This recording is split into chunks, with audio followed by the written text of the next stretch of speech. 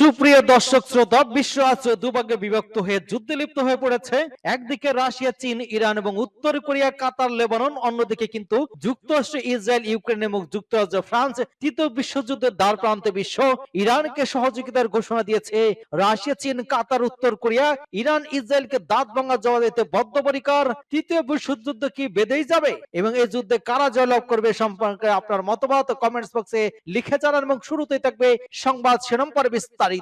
হামাসের সঙ্গে যুদ্ধে একদিনে 15 ইসরায়েলি সেনা নিহত। আরো বিস্তারিত জানিয়ে দেব। বাশার আল আসাদের অবস্থান নিশ্চিত করল রাশিয়া। এদিকে ইরাকের সামরিক ঘাঁটিতে হামলায় 5 মার্কিন সেনা আহত। আরো থাকছে পূর্ব ইউক্রেনের 2টি গ্রাম দখলের দাবি রাশিয়ার। মোদিকে বোমা মেরে হত্যার হুমকি। এদিকে সিরিয়ার ভূখণ্ডে 50 বছরের প্রথম ইসরায়েলি ট্যাঙ্ক।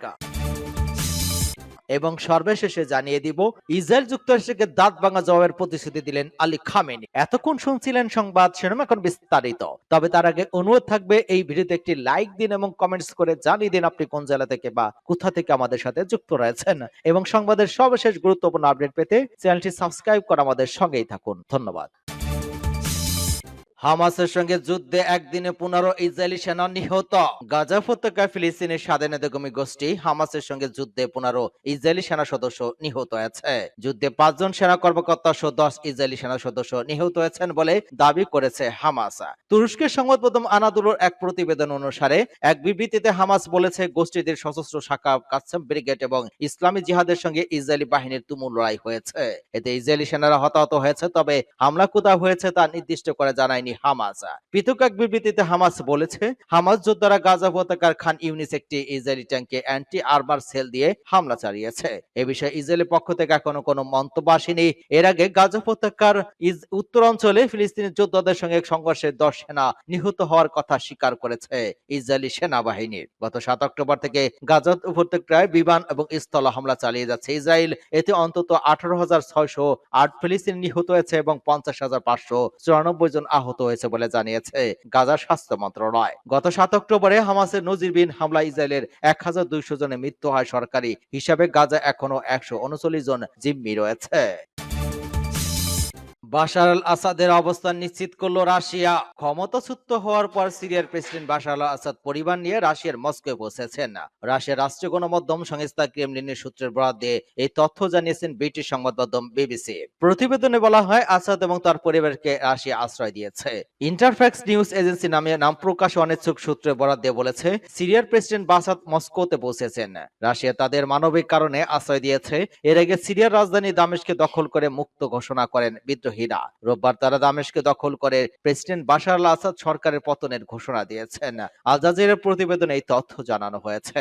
বিদ্রোহীরা এক বিবৃতিতে বলেছেন, অত্যাচারী বাশার আল আসাদ পালিয়ে গেছেন। আমরা দামেস্কে অত্যাচারী বাশার আল আসাদের হাত থেকে মুক্ত ঘোষণা করেছি। বিদ্রোহীদের তোপের মুখে দেশ ছেড়ে ইরাক পালিয়েছে সিরিয়ার প্রেসিডেন্ট বাশার আল আসাদের সেনাবাহিনী। আর এর মাধ্যমে প্রায় 2 দশক ধরে চলা সিরিয়ার বাশার আল আসাদ সরকারের পতন হয়। ক্ষমতাচ্যুত হওয়ার পর তার অবস্থান নিয়ে নানা গুঞ্জন দেখা দেয়। অবশেষে তার অবস্থানের কথা জানা গেল। ইরাকের সামরিক ঘাঁটিতে হামলায় 5 মার্কিন সেনা আহত। ইরাকে আল আসাদ সামরিক ঘাঁটিতে হওয়ার হামলায় অন্তত 5 মার্কিন সেনা আহত হয়েছেন বলে যুক্তরাষ্ট্রের কর্মকর্তারা জানিয়েছেন। ফিলিস্তিনি স্বাধীনতাকামী গোষ্ঠী হামাসের শীর্ষ নেতা ইসমাইল হানিয়াকে ইরানের রাজধানী তেহরানে গুপ্ত হামলা চালিয়ে হত্যা এবং লেবাননে হিজবুল্লাহ জ্যেষ্ঠ কর্মকর্তা ফুয়াদ গুপ্তরকে ক্ষেপণাস্ত্র হামলা চালিয়ে হত্যা করে ইসরায়েল। এরপর থেকে ইরান এবং তার মিত্ররা ইসরায়েলে বড় ধরনের হামলা চালাবে এমন আশঙ্কায় মধ্যপ্রাচ্য জুড়ে ব্যাপক উদ্বেগ এবং উত্তেজনা বিরাজ করছে। মধ্যপ্রাচ্যে নিজেদের সামরিক উপস্থিতি বাড়িয়েছে যুক্তরাষ্ট্র। এই পরিস্থিতি ইরাকের মার্কিন সেনাদের উপর গুপ্ত হামলার ঘটনা ঘটল।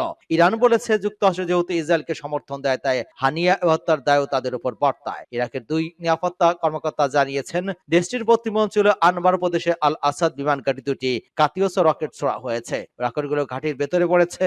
ইরান হামাস নেতা হানিয়া হত্যার প্রতিশোধ নেওয়ার ঘোষণা দিয়ে রেখেছিল, কিন্তু এর সঙ্গে ইরাক মার্কিন সেনাদের উপর হামলার কোনো সম্পর্ক আছে কিনা তা পরিষ্কার পরিষ্কার হয়নি। নাম প্রকাশ না করার শর্তে মার্কিন কর্মকর্তার বার্তা সংস্থা রয়টার্সকে বলেছেন, হামলায় যে 5 জন মার্কিন সেনা আহত হয়েছেন তাদের মধ্যে একজনের আঘাত গুরুতর।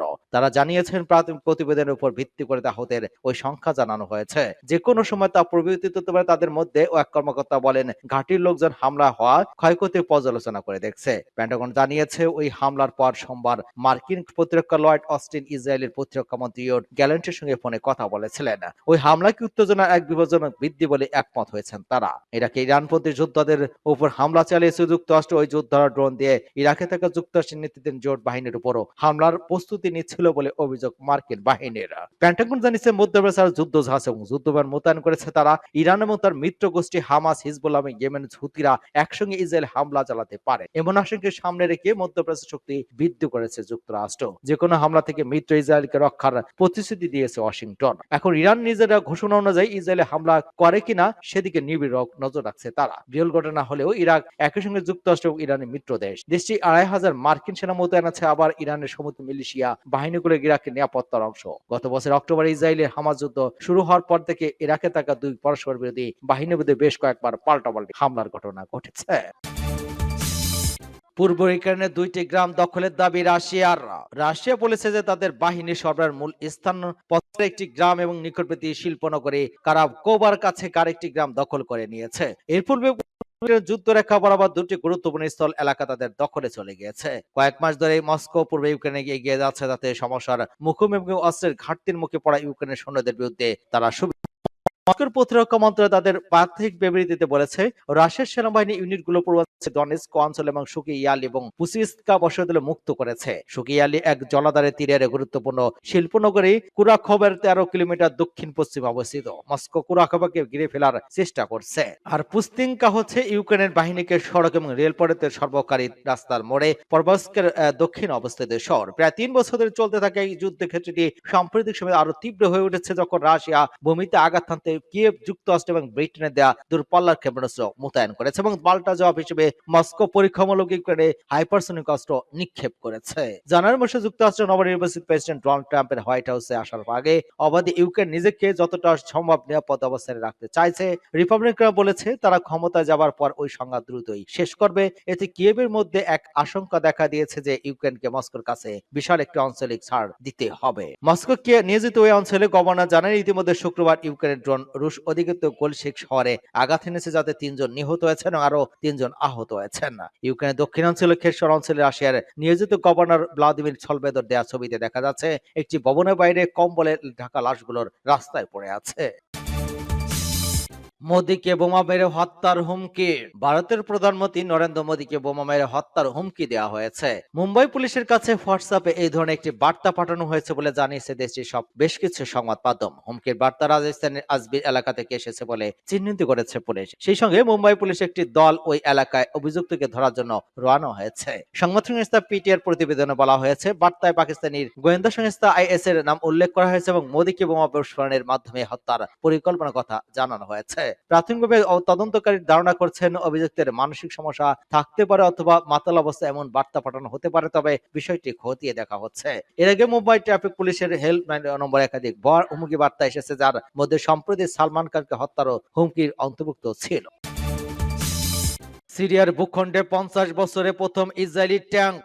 আসাদ সরকার পতনের পরপরই সীমান্ত অতিক্রম করে সিরিয়ার ভূখণ্ডে ঢুকে পড়েছে ইসরায়েলি ট্যাঙ্ক। দেশটির প্রেসিডেন্ট বাশার আল আসাদ পালানোর কয়েক ঘন্টার মধ্যেই সিরিয়ার গোলান মালভূমিতে প্রবেশ করেছে তারা। 1974 সালের পর এই প্রথমবার ইসরায়েলি ট্যাঙ্ক সিরিয়ার সীমান্ত অতিক্রম করলো। রোববার ইসরায়েলি গণমাধ্যম টাইমস অব ইসরায়েল এই খবর জানিয়েছে। প্রতিবেদন অনুযায়ী ইসরায়েলি বাহিনী গোলান মালভূমি সিরিয়া ইসরায়েল সীমান্তের সেনা উপস্থিতি বাড়িয়েছে। এই পদক্ষেপ সিরিয়ার অস্থিতিশীল সৃষ্টি করবে বলে আশঙ্কা করেছে। ইসরায়েলি সেনারা জানিয়েছে তারা গোলান মালভূমি এবং সীমান্তের আশেপাশে অন্যান্য গুরুত্বপূর্ণ এলাকাগুলোর নিরাপত্তা নিশ্চিত করতে সেনা পাঠিয়েছে। তবে গোলান মালভূমি অঞ্চলের স্থানীয় বাসিন্দাদের জন্য নতুন কোনো নিয়মাবলী চালু করা হয়নি। বাফার জোনে ইসরায়েলি ট্যাঙ্কের ওই অবস্থানের মধ্য দিয়ে 1973 সালে আরব ইসরায়েল যুদ্ধের প্রায় 50 বছর পর সীমান্ত অতিক্রম করে সিরিয়ায় প্রবেশ করলো ইসরায়েলি বাহিনী। এদিকে সিরিয়ার বিদ্রোহীদের দখলে চলে যাওয়ার পর ইসরায়েলি বাহিনী দামেস্কের কাছে রাসায়নিক অস্ত্রের গুদাম এবং অন্যান্য সামরিক স্থাপনা আকাশ থেকে বোমা হামলা চালিয়েছে। কারখানাটি আসাদ সরকার নিয়ন্ত্রণে ছিল। আসাদ সরকারের পতন ঘটনার বিদ্রোহের কারখানাটি দখলে নেবে এবং এই অজুহাতে ইসরায়েলি বাহিনী সেখানে হামলা চালায়। ইসরায়েল যুক্তরাষ্ট্রকে দাঁত ভাঙা জবাবের প্রতিশ্রুতি দিলেন আলী খামেনি।